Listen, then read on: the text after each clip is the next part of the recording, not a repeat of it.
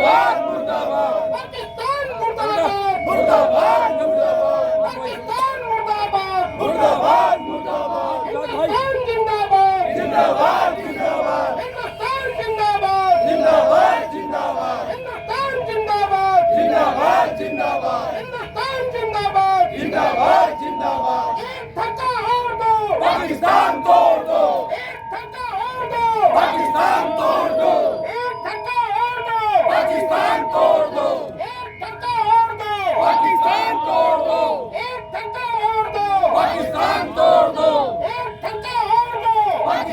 तोड़ दो एक धक्का और दो पाकिस्तान तोड़ दो एक धक्का और दो पाकिस्तान तोड़ दो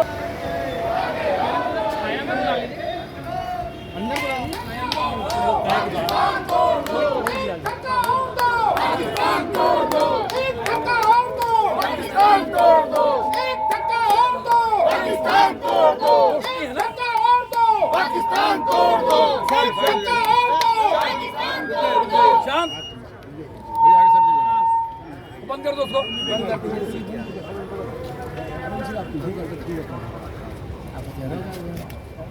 पहलगाम में जो कायराना हमला आतंकवादियों ने किया और 27 हमारे भारतीय नागरिक निर्दोष नागरिकों की जो हत्या हुई उसका एक एक बूंद आज प्रत्येक एक करीब 1.5 अरब हिंदुस्तानियों के ऊपर एक कर्ज है।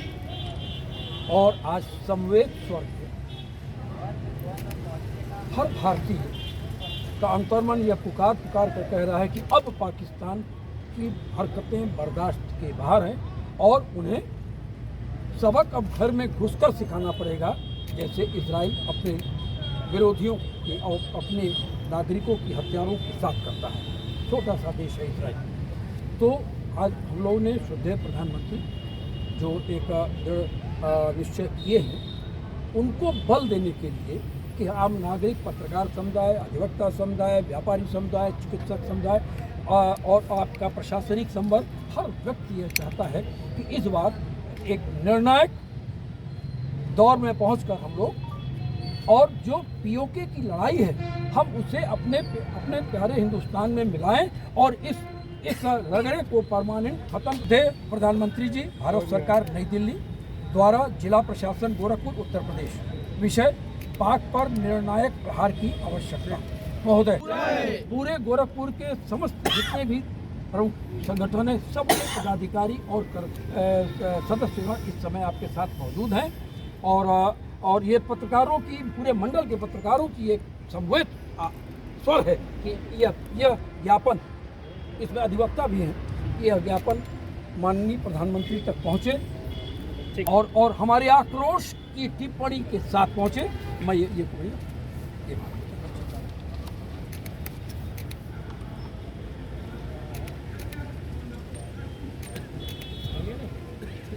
लेंगे। देखिए, आज का ये कोई कार्यक्रम नहीं है, यह समस्त भारतवासियों की आवाज़ है, मन का उद्गार है।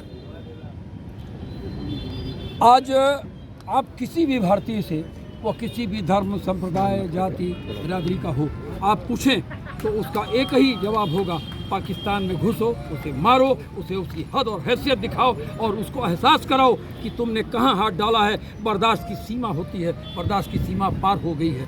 उसको बताना पड़ेगा कि हमारी सहनशीलता को हमारी डर मत समझो।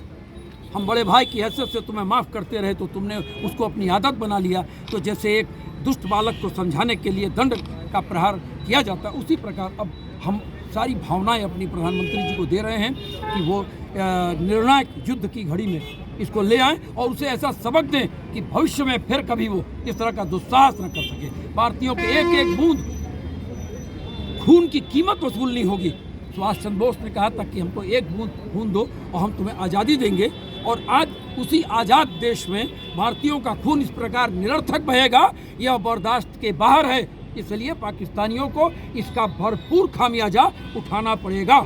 जिस प्रकार से प्रधानमंत्री जी ने सिंध का जल रोका है और तमाम जो पाबंदियां लगा रखा है, यह कितना कारगर होगा आगामी पाकिस्तान को घुटनों के बल लाने के लिए? भारत का क्या इस पर जो रुख रहा है, इस पर कितना पाकिस्तान पर असर पड़ेगा? देखिए, आज़ादी के बाद से ही सन 48 में ही पाकिस्तान ने कश्मीर पर कबायली अटैक के रूप में अपनी फौज भेज दी थी। यानी कि आप ये देखें कि जो बच्चा पैदा हो और पैदा होते ही उसके विकृति आ जाए दिमाग में, तो उसको आप इस तरह सुधार नहीं सकते हैं। तो ये इतने सालों में भी वो उस विकृति से बाहर नहीं आ पाए। माननीय प्रधानमंत्री जी ने जो पाबंदियां लगाई हैं, बाघा अटारी बॉर्डर रोक दिया, उसको इससे कोई फर्क नहीं पड़ता है कि उसके देश के नागरिक भारत में बेहतर चिकित्सा व्यवस्था के लिए आते हैं, ना आ पाएँ, उसको कोई फर्क नहीं पड़ता है। उसको कोई फर्क नहीं पड़ता है कि उसके डिप्लोमेट्स की संख्या कम कर दी गई है। उसको कोई फर्क नहीं पड़ता है कि सार्क पासपोर्ट वीजा की व्यवस्था भारत ने बंद कर दी है। हाँ, थोड़ा सा प्रयास पड़ेगा जो सिंधु जल समझौता को रोक देने का है, क्योंकि जो सिंधु की 5 सहायक 4 और सहायक नदियां हैं, सिंधु है, रावी है, सतलज है, झेलम है, चिनाब है, इन नदियों को भारत ने सदाशयता में आज़ादी के समय पाकिस्तान को दिया था, क्योंकि पाकिस्तान में जल के स्रोत की बहुत कमी है और जो भारत के हिस्से का भी था उसका भी भारत 80% उनको दे देता था।